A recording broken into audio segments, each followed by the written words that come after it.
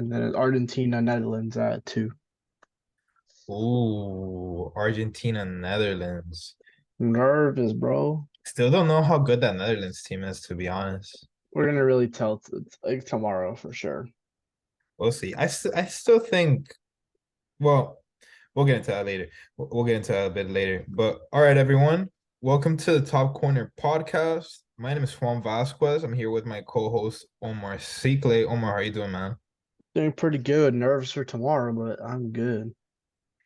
Yeah, tomorrow, Netherlands versus Argentina. If you didn't know, Omar is from Argentina. He's actually from Argentina, and I just dick riding Messi. So yeah, big matchup for him. It's gonna be tough tomorrow. The quarterfinals start. Tournament's almost over, man. It's been flying by, honestly. Yeah, we just gotta take it in. Yeah, gotta take it in and enjoy these last few matches. It's gonna be the best few matches, the ones that are coming up. So yeah, we'll get right into it. So let's start off with the first matchup. Brazil versus Croatia. Brazil coming in with a lot of momentum. Croatia, it looked like they're coming in with their last legs. So what do you think of it? Yeah. Well, my thoughts are that Croatia just haven't looked impressing. Like the only game they actually looked good was the game against Canada, and Canada lost all three of the group stage matches, so that's not really something to say. An interesting stat that I found that Croatia have lost their last four out of their last five South American teams, the exception being the 3-0 win over Argentina in 2018. And as well as in their last eight matches, only in six of them they've allowed the first goal. And the two exceptions there were the nil-nils against Morocco and Belgium in the group stage this year. So in recent form, they have not been all that great. And of course, it's going back to the last World Cup. They've always played with um under like second hand in the beginning, letting up a goal, and then they fight back. But I don't see the same fight back this team had 4 years ago. Yeah, yeah. I mean, we've been saying it time and time again.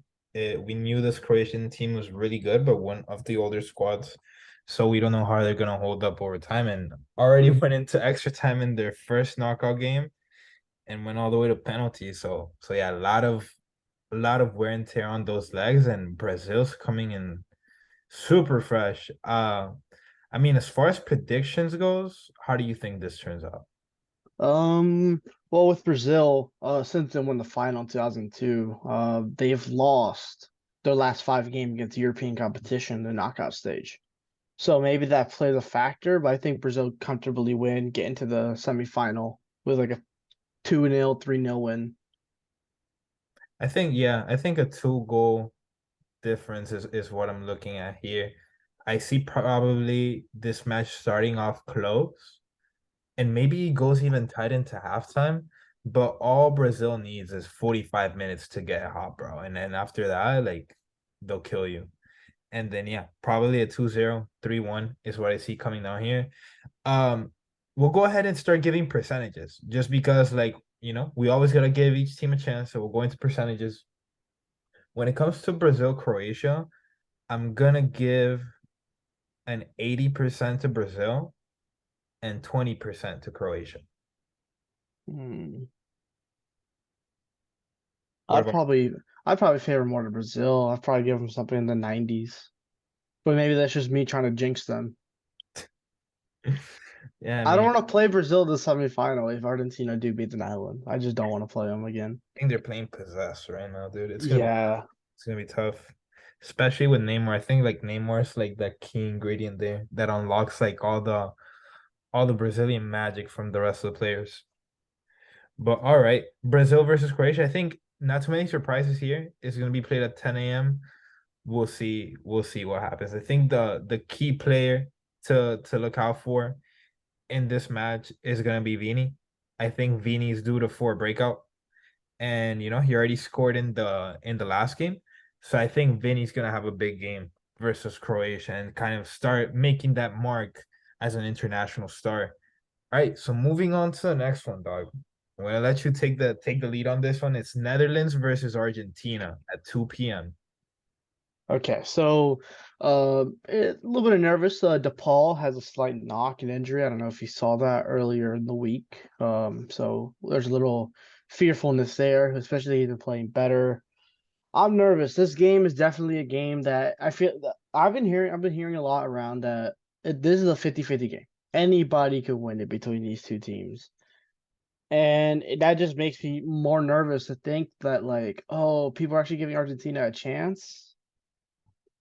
So, and they haven't played recently. The last time I think these two teams played was in 2014 in the semifinal in Brazil, where Argentina beat them on penalties.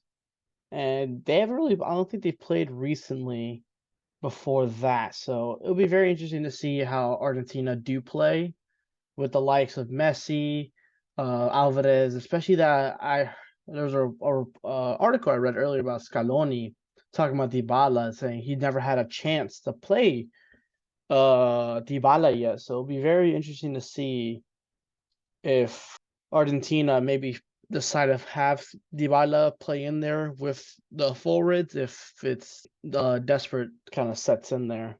So looking at the lineup here, I mean, so as I'm looking at it, there's been some noise going on that Di Maria might be making it back to the starting lineup. What do you think of Yeah, I think I definitely saw a lack of curation in the game against Australia. So I think Di Maria does bring that creativity a little more than like Papu Gomez does.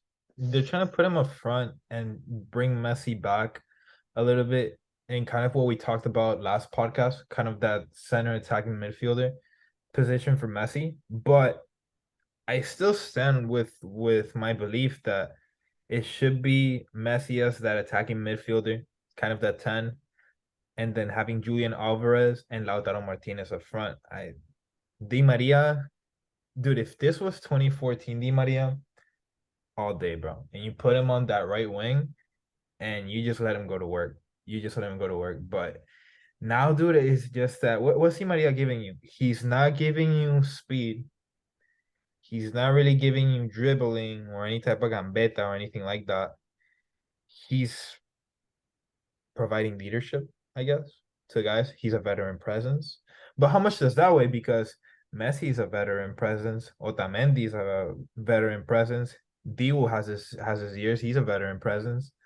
So I don't know. I mean, we'll see. I hope that it's the lineup that I said. I think that's Argentina's best chance. And yeah, dude, with the Netherlands, I mean, you're looking at their squad. Dumfries is coming off his best game versus the United States. I think he had one or two assists and he ended up scoring as well. So, this is a team that's coming in hot. And the key player for this match, I think the player that makes or breaks Netherlands is gonna be Frankie de Jong. Because depending on how they control that midfield is how Netherlands works. Just because they have a lot of speed to get out in space with Memphis Depay and with Cody Gakpo, and especially Dumfries, he shows some potential down the sideline as well. It's gonna be interesting, man. Just because I feel like this is an unstoppable force meeting an immovable object with how even these these two teams are really. As far as an edge, hmm, I'm gonna go ahead and say that Argentina has a 55% chance of winning this one. I'm giving the Netherlands a 45% chance. And I think it's super, super even. In my opinion, a lot of these games, Omar, you see them come down to who makes the mistake first. Like, that some of these games we'll see. I hope it's a high scoring game, but if it ends up being like really tight and teams don't want to risk a lot, it ends up being the team that makes a mistake, and it's usually at the most unfortunate time, and that decides everything. So we'll see how it goes. I think this is a game that has possible brewings for extra time. We'll see, and then once we're pushing those higher minutes, man, that's when we got to start, because you got Messi, and I mean, dude, Messi's a machine when he's on, but then How is Messi gonna play in the 102th minute, 103rd minute? He Going finds a way. so I mean we'll see. I mean Modric did it, Madrid legend. So I mean that's the standard. He has to meet Modric's standard because Modric did it last World Cup at his age. So all right, those are the matchups for tomorrow. What do you got as far as percentages for this match? Um, I got a 50-50. I can't decide. I can't pick a favorite in this game. I'm You looking at all. I've been looking at odds and stuff. People are giving Argentina right now is minus 156 to qualify for the next round on FanDuel. oh And but for the straight money line, Argentina is plus 120, while Netherlands are plus 260. So even like these sports books are saying like, oh, this game is close to the side. yeah, but definitely giving Argentina a big edge there. Very, very big edge. And I mean, we'll see. I mean, you do have arguably one of the greatest ever with Lionel Messi on the pitch. So, I mean, this is a team that came into this World Cup with their chest out, 36 games unbeaten, wanted to come in with aspirations of winning everything. A team with like that should be taking care of Netherlands, even though Netherlands are a very good team. In the end, they should be taking care of business. So we'll see how it goes. We'll see how it goes. In my bracket, I predicted this matchup in the quarterfinal and have the Netherlands winning in my bracket. So Wow, what a realistic fan! You stabbed your own team like that. I didn't have a lot of faith in, especially after the Saudi Arabia game. It looked like it was something realistic at that Oh, you point. did your bracket after the Saudi Arabia. No, I did it before. I did it before. Bro, Oh, I put Germany in the final.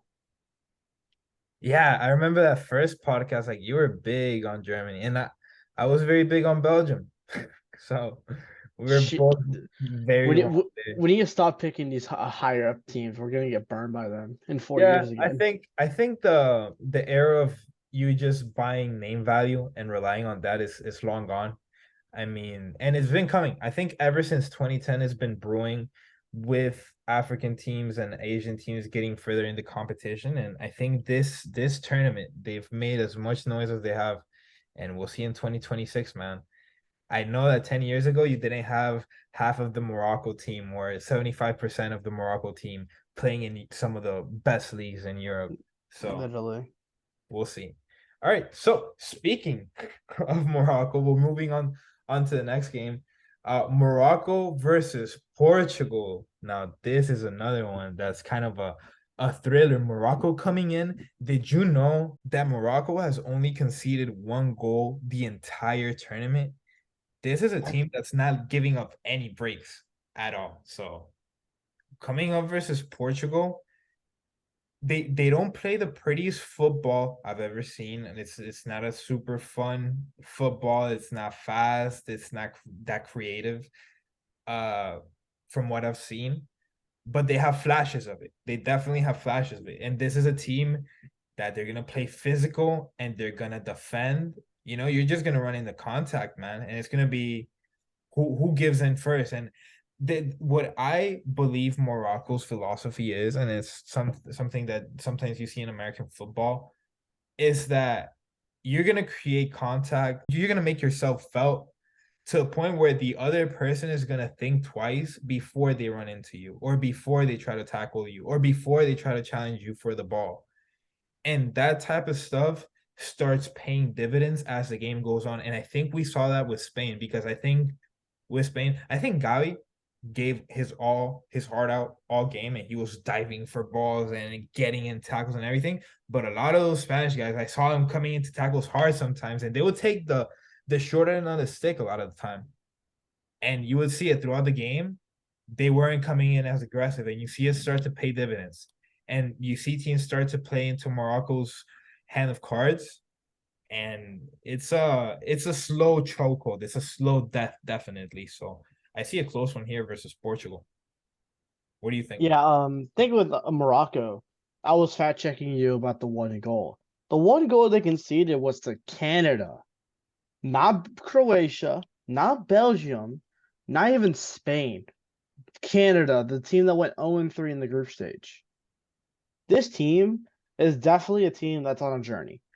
They have I think they have the tools to possibly have a chance at Portugal with Amrabat playing as well as he's been in the middle, Hakimi down the wing. And when you say, yeah, their style of play isn't mesmerizing, but when they are running down the pitch, going at the goal with Hakimi down the wing, Buffon and Nesri, Ziyech going up front, they can attack with power, definitely. So it will be interesting to see, especially how Portugal has been lining up, benching their goats of their entire existence, Ronaldo, but paying off with Gonçalo Ramos with a hat trick. So it will be definitely to see if I think it's smart what Portugal's doing. Ronaldo's an X factor no matter what. If he's on the pitch, he is dangerous. I think they're saving his legs for a possible semifinal matchup and a World Cup final matchup. And it's not a bad plan. Gonçalo Ramos, young, he's up and coming. Give him some spotlight. If he struggles against these big teams, you have someone like Ronaldo who can just come in, expose these tired legs, use his prowess of his finishing, his strength. He could definitely be that late guy, and he could play for the rest of the game if you need. If you bring him on the 60th minute, he could play the rest of the game if he needs to go with extra time as well. I think it's not a bad strategy. It's something I was talking about last time. It was, even though I was kind of joking in a way. But yeah, in my opinion, I think that if you're the Portugal coach and if you're thinking about this, to have Gonzalo Ramos, he's fresh legs and he's out there and he's hungry. I don't think it's a bad idea to say Cristiano Ronaldo because, like you said, you can have him come in the 60th, 70th minute, and at that time is when he can really make a difference and like make himself stand out even more than he already can, just because we know he can still have those flashes of greatness. But at the end of the day, Cristiano Ronaldo is 37 years old, and I don't think he can be explosive from minute 0 to minute 90 every single play. I think that's something that we just have to accept.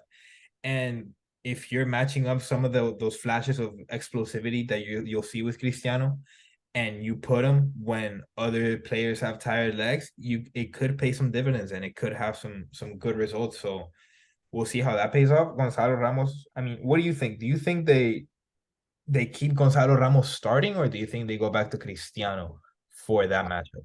I think it definitely depends. I think Gonçalo Ramos will play for against Morocco starting. I think it would definitely depend how he plays because he's coming off a high. He just got a hat trick, first hat trick of anyone else in this tournament in tournament so far. It's your fourth appearance for Portugal, not coming into your fifth. Those maybe nerves maybe already set after the 3 goals scored just like that. It felt easy for him. So I think you just can't be complacent. Morocco are a tougher team. They are going to play more physical. They're going to push you off the ball. They will hit. They will foul you if it's reducing your chances of scoring.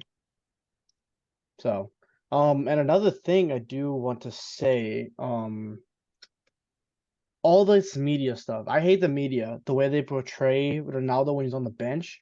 They showed him when he was like, he looked like upset or he's like staring at the coach. The Ronaldo I saw was the guy who sprinted down the sideline after the first goal, all the way to Ramos and like hugged his ass. That's the Ronaldo I know of. I watched Ronaldo I think twice now when I went to Spain. He is amazing as a teammate, as a person, and as a football player. All this negative shit, I just hate it in general. Yeah, it's crazy how toxic the media has gotten to the point that like a lot of the times when I go to get some of my news or some of my reportings, I go directly to the source because why waste the time of letting ESPN tell it to you when they're giving it to you with like this crazy ass narrative to get more clicks, and it's just like unnecessary drama. We only get a few more years of Cristiano Ronaldo and Lionel Messi on the pitch left. It's been an unbelievable era, and just to see these companies just try to milk the most out of it when there's really nothing going on there, It's crazy and it's sad. But and then after all, like I think the changes have worked out well for Portugal. We'll see if Cristiano starts. We'll see if Gonzalo starts. One thing I do want to know is that in football and in sports in general, usually after a very, very unexpected big high comes a very, very kind of expected low. So we'll see how Gonzalo Ramos does if he does start. But if he doesn't do well, I wouldn't be surprised. Obviously, I hope he does well, and I hope he plays a great game for Portugal. But he'll have to come out here to the pitch and prove that this wasn't a one-time wonder thing, and that he is a quality player and can maintain a level for more than 45 minutes at least. But yeah, for this one, let me go ahead and give you my key player for this one. So my key player, and it's gonna be on the Moroccan side. We talked about him last podcast, and I have to bring him up again, man. Sofian Amrabat, world class player in my opinion. 26 years old, center midfielder for Fiorentina. This is a guy that will play defensive midfield and help the center backs out, and he will help your fullbacks out in space.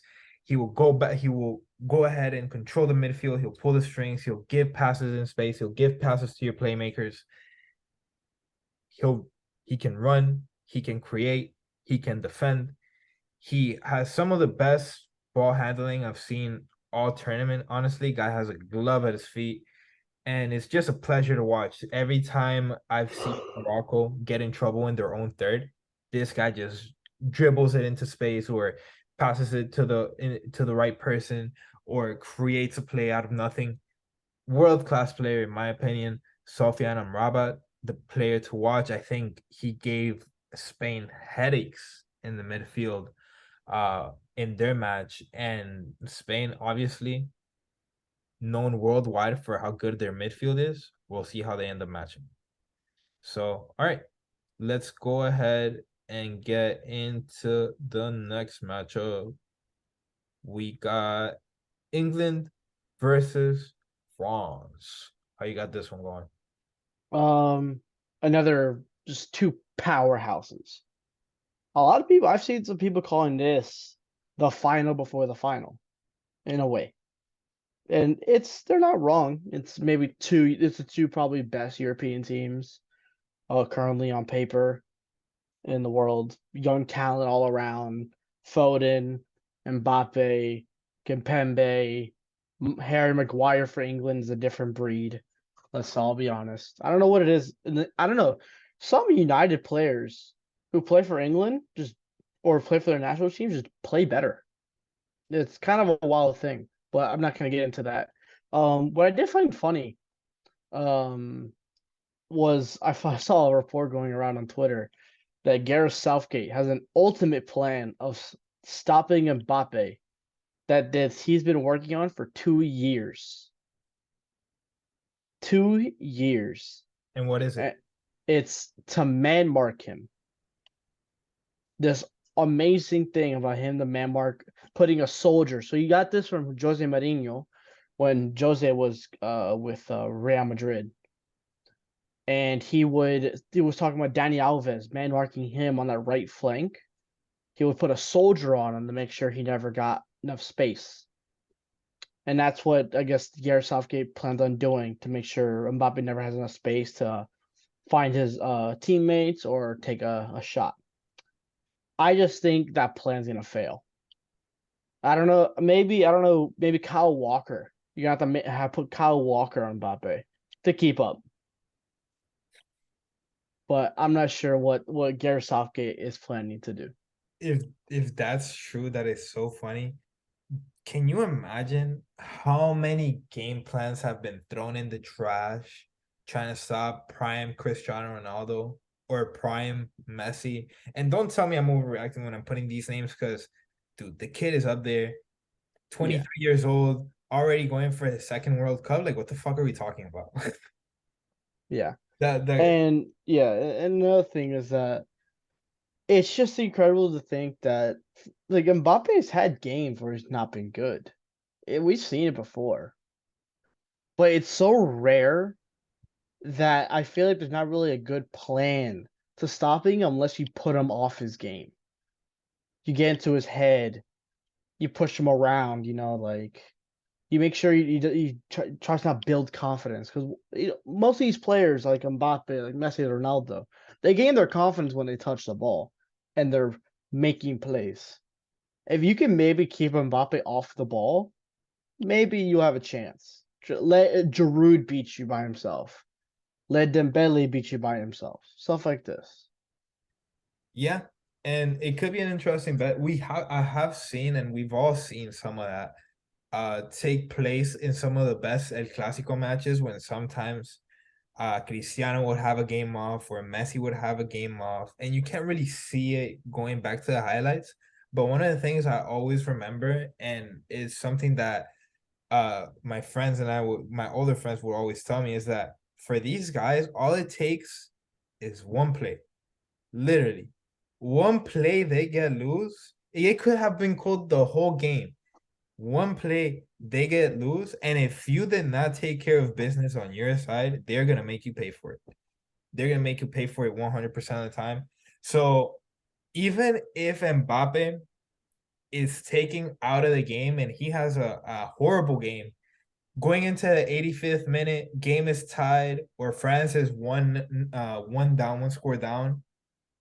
If I'm Gareth Southgate, I don't know if I feel like, you know, if I feel like a lot of comfort with that, if I feel like I have a lot of cushion with that, just because in the back of my mind, you always know this guy gets loose on one and it's over. One thing that I do want to highlight, because you said that we've seen Kylian Mbappe have bad games before, and of course he's had bad games before, but when was the last time you saw Kylian Mbappe have a bad game in the World Cup stage?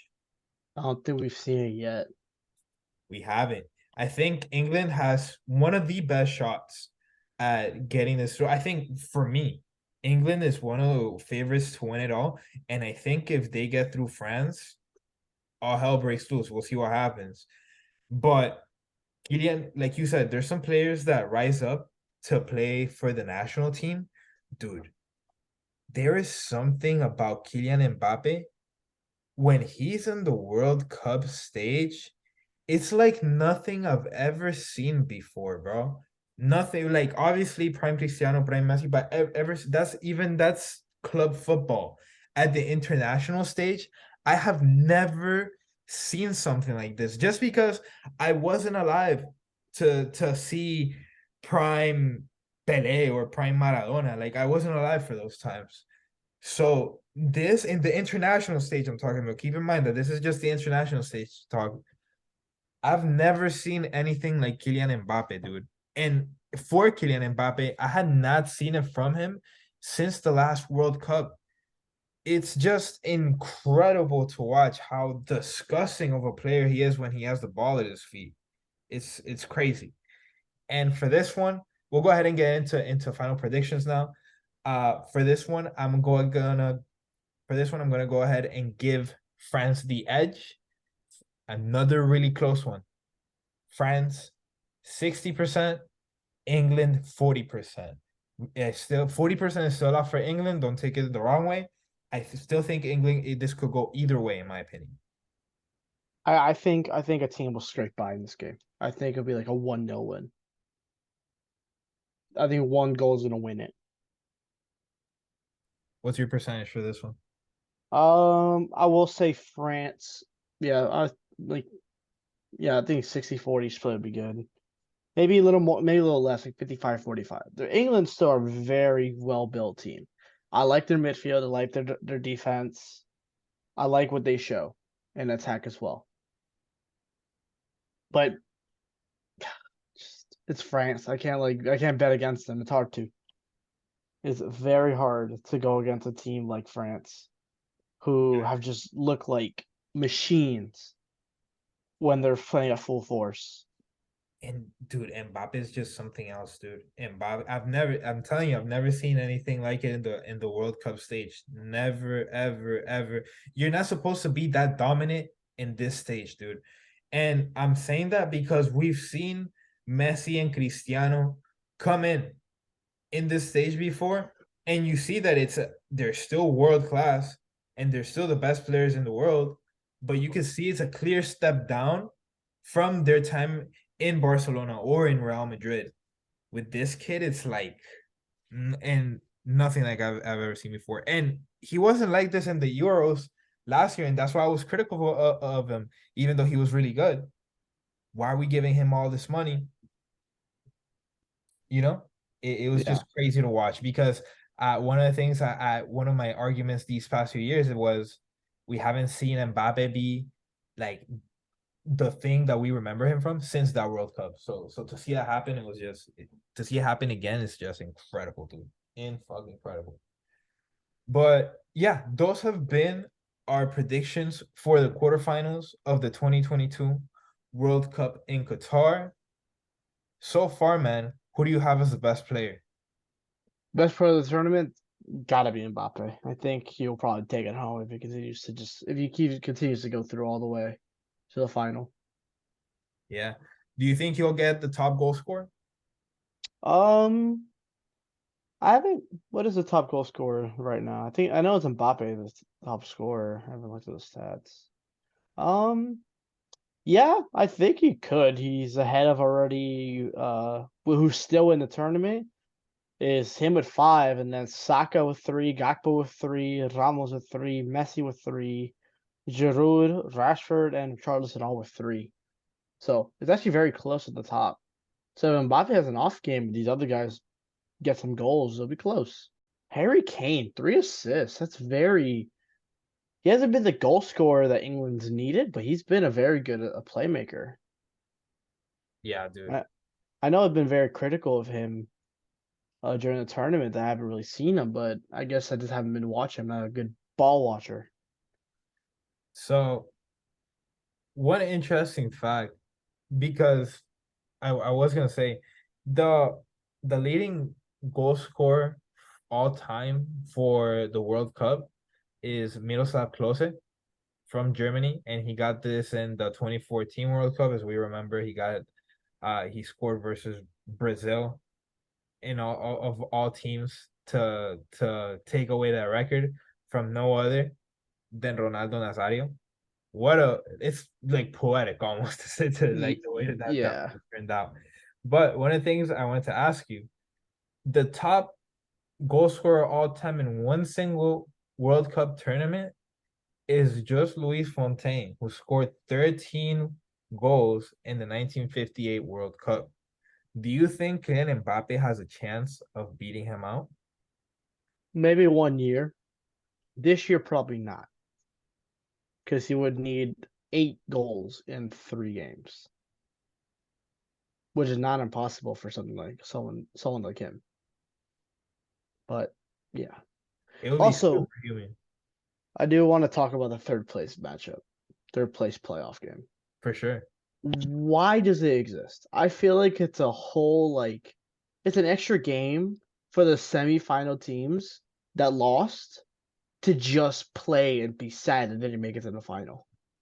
It feels like a depressing game to watch.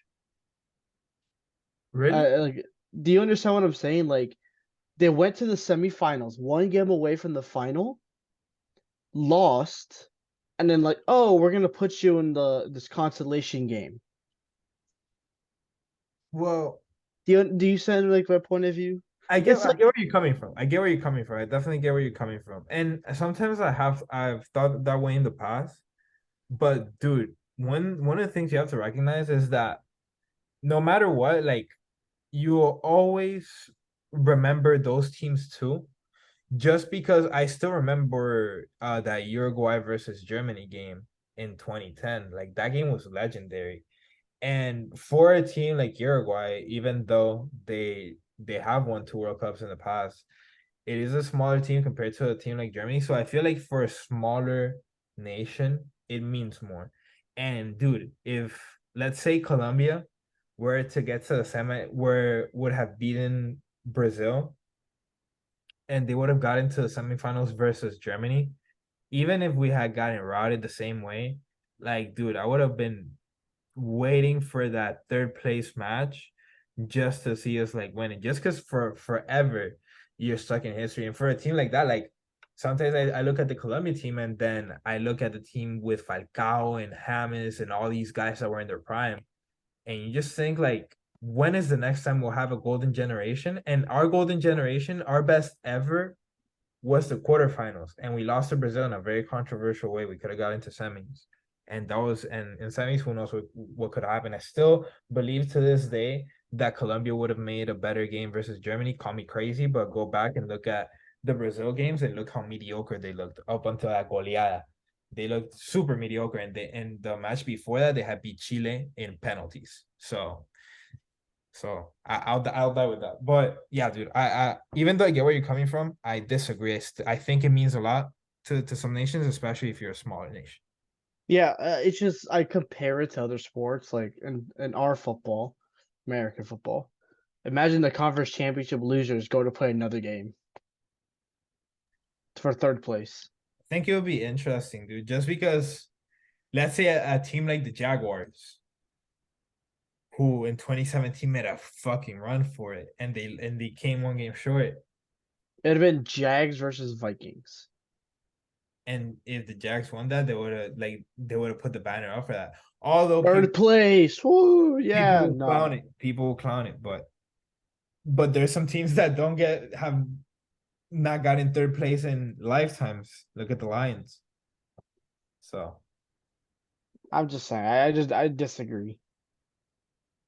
yeah, I mean, two ways to look at it. I mean, you are from Argentina and I am from Colombia, so like World Cup win is the standard for your country, and my country's still trying to win one. So Yeah, I've only seen Argentina win one trophy. yeah, the Copa America, right? Yeah, last year. Mickey Mouse trophy, in my opinion, but hey, Well, nevertheless. technically two trophies if you want to do it like the game against Oh my Italy, God, which you I counted? don't No, we're count. not even counting that. Well, I don't get into count that. it. Don't even get into that. We're not counting that game. That's just like a free another Mickey Mouse trophy from Messi, another Messi, that's another Messi. conversation. But yeah, guys, thank you so much for tuning in to Top Corner Podcast. This has been episode, I don't know what episode this is, but this has been our quarterfinals preview, and then we'll see how our predictions pan out. I think this is the quarterfinals have some of the most beautiful matches we're yet to see, and we'll see how it pans out. Follow us on Twitter at Top Corner Pod. Follow us on TikTok at Top Corner Pod. And if you're watching on YouTube, make sure you subscribe. Peace out. See ya.